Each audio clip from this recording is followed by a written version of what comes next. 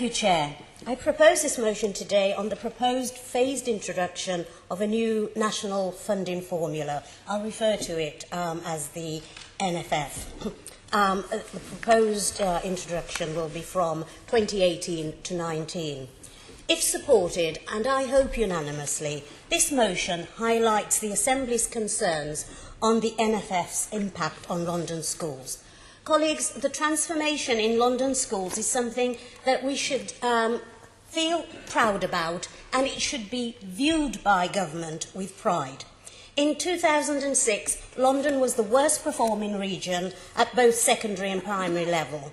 Now, the capital has the best GCSE results in the country, 60% of our pupils achieving 5 A stars to C grades, compared with a national average of 53%. London remains the highest performing region at Key Stage 4, with 59% of pupils meeting or exceeding the new standard in reading, writing and mathematics in 2016.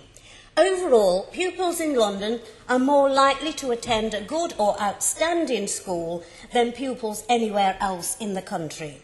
93% of London schools are rated as good or outstanding by Ofsted. This is the highest of any region and an increase from 88% in August 2015. It just goes to show the difference that adequate funding can make to our education system. But this is now under threat. The NFF proposed by government disproportionately affects London schools. The government state that they want to make school funding fairer across the country, and goes on to say that London receives more than its fair share. What an unworthy position for a government to take regarding schools funding for its capital city. Now, I'm not saying that schools outside London do not deserve adequate funding too, but it should not be based on a funding policy for our schools that robs Peter to pay Paul, and London's pupils should not be penalised for doing well. Colleagues, it doesn't make good business sense. Instead, the government should look at how they could replicate the success of London schools. Colleagues, I know that you will agree with me when I say all schools deserve a level of funding which means that they could do the best possible job for children and provide them with the skills for the future. But London's pupils should not be penalised by unfair cuts for doing well.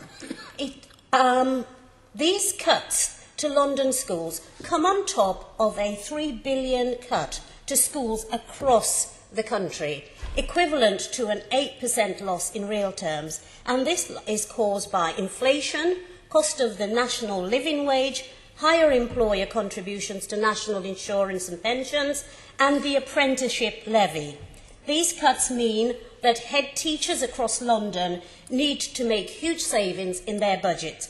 This might mean making staff redundant, removing vital services such as school counsellor, speech and language therapist, seeing class sizes increase from mid-20s to 30 or more, and adding to the struggle that London faces with recruiting and retaining teachers. These cuts will mean that schools where 40% of pupils are eligible for free meals will lose the most, the children for whom a good education is a route out of poverty. Government education policy should not be aimed at increasing inequality. It should be aimed at reducing inequality in the 21st century. Colleagues, while not all the improvements in London schools are based on increased funding, there are legitimate fears about whether they can continue to thrive without it. Colleagues, I'm going to just move to my last comments and ask and say the education of future generations and the future well-being of London's economy is at risk.